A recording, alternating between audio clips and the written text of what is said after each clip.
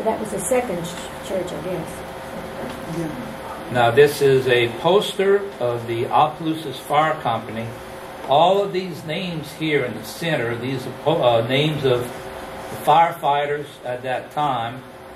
And then what I find that the most interesting is these old drawings. Here on the left is the old courthouse, and here on the right is the original old Spanish fort, which is said to have been located in the vicinity of the San Landry Catholic Church.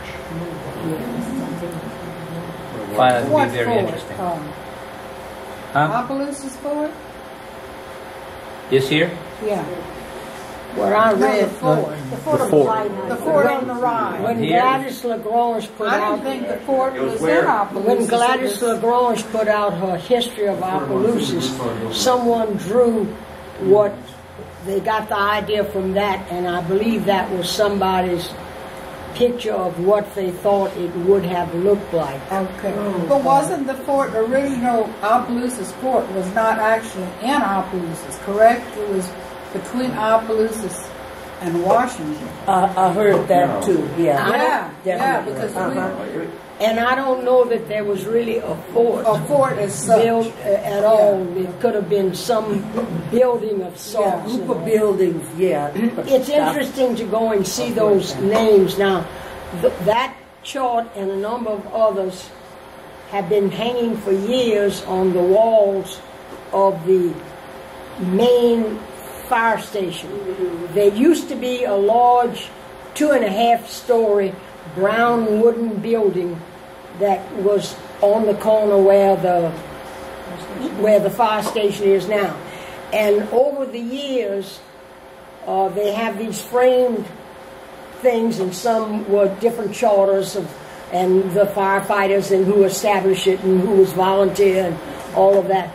Some of them were even falling out of the frames. So several of us have talked about the fact that if the firefighters just go through and don't look at it, all of it's going to fall to the floor. Well, I got permission. I called. It took me 4 tries to reach the captain, fire chief, and he gave me permission to go in there and get those photos and scan them. I've been trying to get somebody to do something for 10 years. Thank you, thank you, thank you. It took me 4 phone calls. Sebastian That's from one of your scans? No, this was in the paper. Oh, that's okay, yeah. So he said that I would be able to. Yeah, but it's a shame because those things are really histories, because the names, as a matter of fact, from here I can see deadline on it and all of that. I see Sandoz. This is Steph. I'm listening. Hey, for those of you who have an interest in that, if you go to the old fire station, they have a room that's supposed to be a museum, and they have items from way back in the early 1800s and so forth. So, and they let you go in. It's a museum. It is. A lot of people have no idea that it's there. It's not climate controlled, and that's where the problem lies. And the pictures have deteriorated. Well, that's right. You really need to go in and see this. This Mr. Block right there had a mercantile in town, and he owned the property, which is that vacant lot now next to the... Morgan and Lindsay, were that burned out? No, the vacant lot next to what used to be the hotel, and it's now whatever they call that home for... And Deadline here, and Mr. Paraday, and here's Vaughn and Bourdain, and Stewart and Sandoz. And right up at the top is one of my Perros. But it really is interesting to go and see the names that are there. It tells you who's in town. This is neat.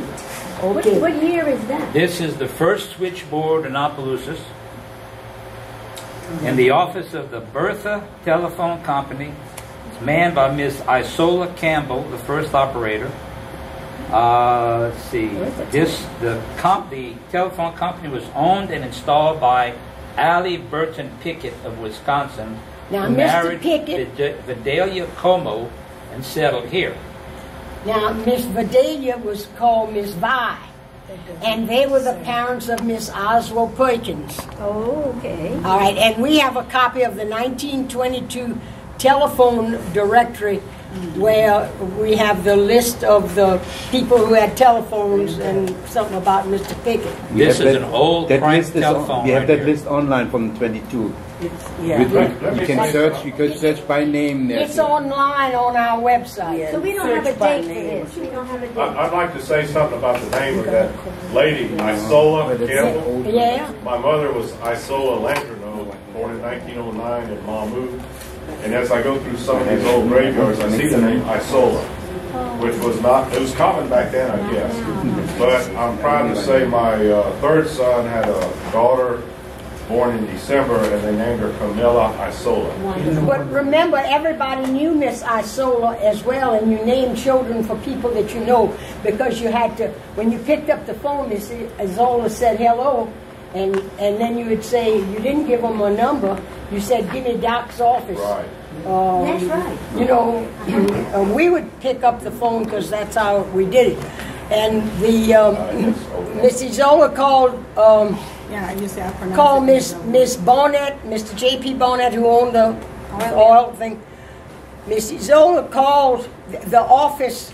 Later on was upstairs. You remember where Winsburg's used to be? Yeah, yeah. It's now the St. Landry Bank. Yeah. Well, the second floor of that building was where they had the telephone exchange, and the Right here.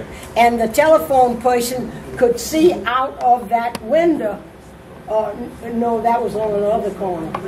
Anyway, she said, Miss Barnett, do you know where Mimi is? She said, oh, yeah, she's in her room playing. She said, no, ma'am. She's coming down the street in her nightgown going to Doc's office. Daddy used to keep candy for the children in the neighborhood, and so she was going to Daddy's office in the Saison building to go get her candy. And the operator could see. That's right, but she could see all the way down the street. Okay, this is the this is the switchboard. That's Mayor Dave Ollier in the top No picture. secrets. Right here. Yeah. And that's And that's a telephone man. Opelousas got Ivy Gasher. dial telephones, came to Opelousas in 1940.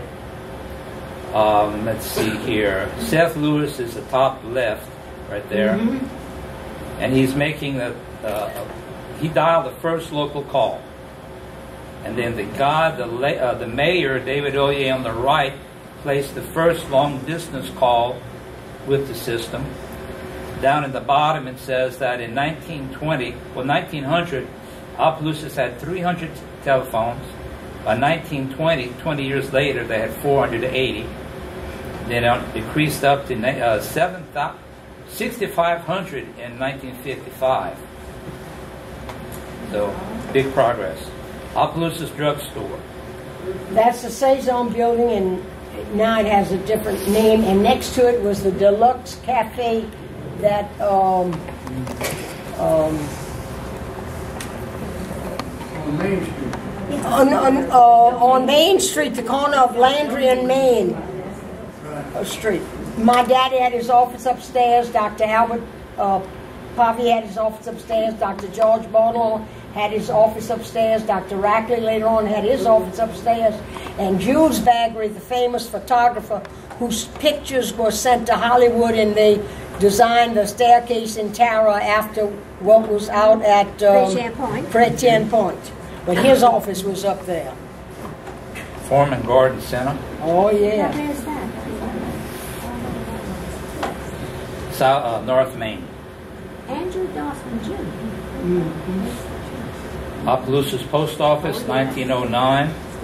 One of the first cars is pictured here. Now that building was built in different steps. The taller part was built first, and then this wing was added later on this side, and then something was added. And it was just past that the old Lacombe Hotel, where people stayed when the state capitol was here, right across from the courthouse. My Uncle Vernon worked there as a mailman. Hot dog. Delivered the mail to the country. Pat's Court. Air conditioning. Hot dog. In 1949, they had 6 rooms. In 1955, 40 rooms. St. Landry, okay, this is 1909, corner of Main and Landry Street. The phone company was on the second floor, bank on the bottom. later to be Winsberg's building owned by J.P. Pornett family. Look at that turret. It's a beautiful building. Mm-hmm. And that's same building remodeled in 1955. Julius and Arnold.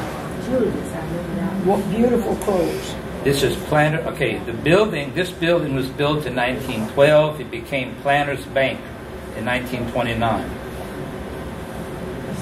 B. Boanni and Arthur Como in this little buggy.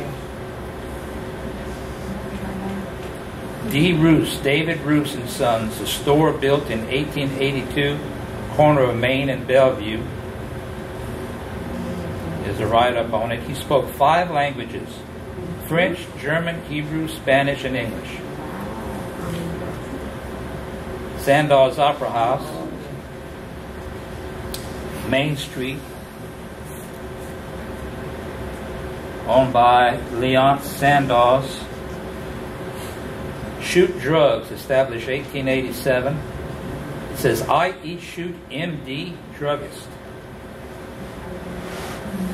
Shoots Drug, and later. And then Schute's drugstore down there, and then the office of Dr. Shute. And then later on, Dr. Ramagosa had his office there. And Dr. Owen. And Dr. Owens for years, yeah. Dr. Owen was back there. Even Giat. This is Owen Office Supply. Go here to get your mimeograph machines. Now, And this is both of them side by side. yeah. Swallow's Dinner Club. Oh, yeah. Is that the one that burned? I think so. This I think is- so. It I says think so. Highway 5, wherever that is. Well, it's 182 now.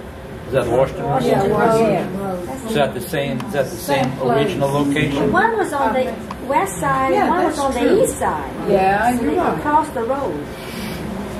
That must have been the one we That was on the west side. Oh, the southern. Oh, it's falling down. It's pitiful today.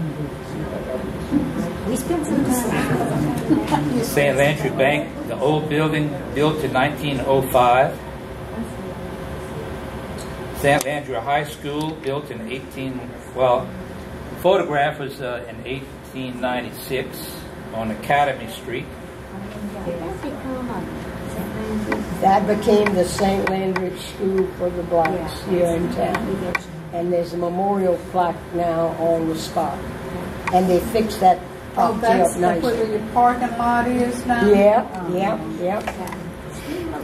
Old steam locomotive. Look at that cow catcher on the front. How big that Big stuff cow is. catcher. That's because they had big cows, I guess.